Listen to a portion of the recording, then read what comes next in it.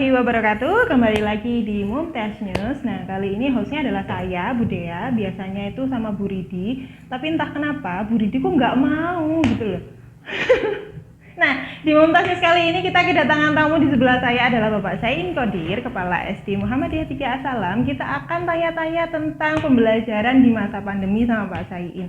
Pak Syain, gimana kabarnya? Alhamdulillah, Bu Dea. Alhamdulillah baik. Nah, saya mau tanya ini Pak, pembelajaran di masa pandemi ini kan orang-orang menganggap semuanya beban, guru beban, wali murid beban, siswa beban. Kira-kira di semester 1 yang kemarin pembelajarannya itu gimana sih di SD Muhammadiyah 3? Oke, sebelum saya menjelaskan bagaimana pembelajaran di semester 1, kalau ada yang mengatakan beban, oke, saya bisa benarkan. Namun sejatinya, masa pandemi ini juga malah mengajarkan kepada kita, terutama yang berprofesi menjadi guru itu malah bisa belajar banyak tentang pelajaran pandemi. Jadi kesimpulannya yang bisa saya sampaikan adalah pembelajaran pandemi ini bisa mengajarkan pada kita untuk menjadi guru yang sebenarnya. Nah, begitu. Jadi kita harus sebagai guru ya, kita harus menjadi guru yang sebenarnya itu di masa pandemi. Karena mungkin ketika kita mengajar di masa pandemi itu yang melihat kita itu banyak orang gitu kan Pak. Nah, ketika kita hanya mengajar di kelas aja, itu kan mungkin yang melihat kita hanya siswa kita.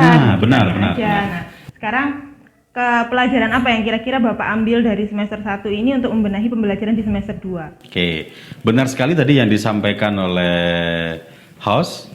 Ya, jadi memang guru itu kalau tidak pandemi seperti ini, pembelajaran dan kualitas pembelajarannya itu ya hanya siswa yang tahu dan guru itu karena dibatasi oleh ruang. Tapi sekarang ini tidak dibatasi oleh ruang dan dituntut guru harus mempersiapkan detail materi yang harus disiapkan dan sebagainya. Saya yakin tidak akan asing tentang pembelajaran daring. Ada yang menggunakan video pembelajaran, ya, ada yang pakai Zoom, maybe aplikasi virtual dan sebagainya, atau bahkan video call dan sebagainya, yang pada prinsipnya bagaimana guru bisa mentransfer ilmu kepada siswa. Nah, di sini tuntut kekreativitasan guru itu. Begitupun dengan SD Muhammadiyah 3. SD Muhammadiyah 3 tetap juga mempersiapkan. Bahkan SD Muhammadiyah 3 juga mempersiapkan guru-guru harus membuat dan memproduksi video-video pembelajaran kreatif. Bahkan video kreatifnya juga kita dilombakan ya Pak? Dilombakan, dan bahkan ada juga yang sampai berjuara, ya, dan juga tayang di TV juga ini. Oh iya, yang di ATV itu ya? Iya, jadi guru-guru juga tayang di ATV gitu. Nah, kira-kira semester 2 ini ada nggak yang baru Pak? Semester 1 kan kemarin kita sudah bikin video pembelajaran, atau mungkin nanti di semester 2 kita bikin video pembelajaran yang lebih kreatif lagi dengan menggunakan aplikasi yang baru lagi, kayak gitu-gitu, kira-kira ada nggak Pak?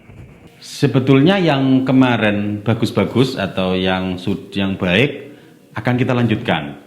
Walau kita sadar tetap karena ini adalah pelajaran hal baru bagi guru yang kita terbiasa tatap muka langsung di dunia maya daring, pasti ada kekurangan-kekurangan. Nah, dari evaluasi 1 semester yang sudah dilaksanakan di SD Muhammadiyah 3, saya mencoba untuk berpikir bersama dengan tim guru, bagaimana nih, pasti ada sisi-sisi di mana pembelajarannya masih belum menarik.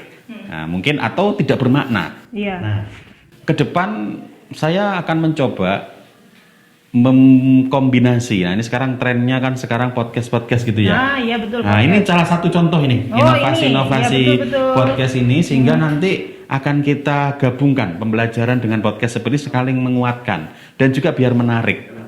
Dan pada zaman sekarang ini sudah familiar begitu. Memang sekarang itu lagi musimnya podcast gitu kan.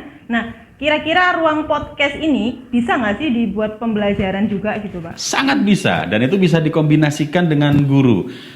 Satu contoh nih, guru menjelaskan materi tentang suatu hal, misalkan berkaitan dengan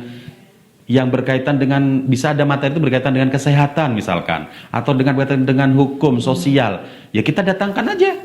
Setelah guru itu menjelaskan materi tersebut dan misalkan berkaitan dengan kedokteran, sudah kita datangkan aja pakar dokter misalkan, sehingga menguatkan materi di dan itu sangat kuat sehingga pembelajarannya lebih menarik. Iya. Bagus banget idenya, ada podcast untuk pembelajaran itu kayaknya masih di era pandemi ini masih jarang, atau masih ada yang banyak nggak kepikiran podcast dijadikan media untuk pembelajaran. Ya, selain itu ya perlu saya tambahkan, dengan begitu artinya materi yang disampaikan itu benar-benar selain guru yang mengajar, itu ahlinya juga diperkuat oleh ahlinya. Jadi ada ahli nyatanya. Jadi anak-anak itu nggak hanya belajar dari gurunya, tapi mendapatkan informasi banyak dari selain gurunya. Gitu. Nah, sehingga pembelajaran disampaikan oleh guru itu memang bermakna dan dikuatkan oleh pakar, ahli dan lain sebagainya, sehingga pakar ahli nanti ketika kita datangkan itu bisa memperkuat, sehingga harapannya anak-anak itu bisa semakin termotivasi untuk menggali informasi sendiri. Gitu. Dan belajar itu tidak dibatasi oleh ruang. Oke, siap seperti itu. Jadi belajar itu bisa dari mana aja ya. Kalau kalian tahu, mungkin kita mindsetnya belajar itu di sekolah, baca buku, mendengarkan guru dan segala macam. Nah sekarang di pandemi ini kita ada hikmahnya juga bahwa belajar itu bisa di mana aja, kapan aja dan dengan siapa saja.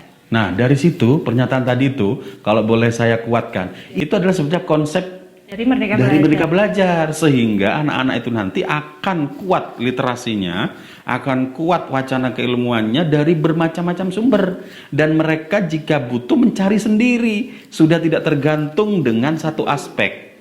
Nah, jadi tidak hanya terpusat kepada guru, dan anak-anak bisa menggali dari manapun. Nah begitu.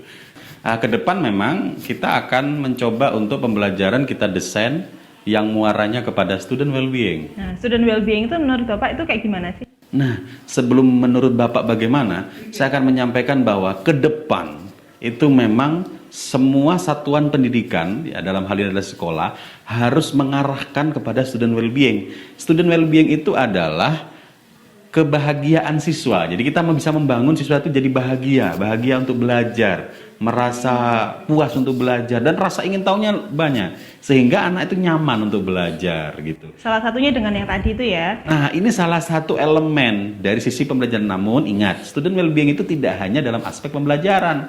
Semua aspek yang ada di sekolah itu harus mendukung tercapainya student well-being, sarana prasarana, guru, pembelajaran dan semuanya. Jadi cita-cita besarnya harus menjadi school student well-being. Oh gitu. Nah itu tadi sedikit bincang-bincang kita dengan Bapak Kepala Sekolah mengenai pembelajaran di masa pandemi, kemudian kita nyambung ke student well-being dan segala macam. Semoga memberikan manfaat dan pengetahuan yang banyak untuk kita semua. Jadi terima kasih Bapak sudah ada di acara ini, dan saya akhiri. Wassalamualaikum warahmatullahi wabarakatuh. Waalaikumsalam.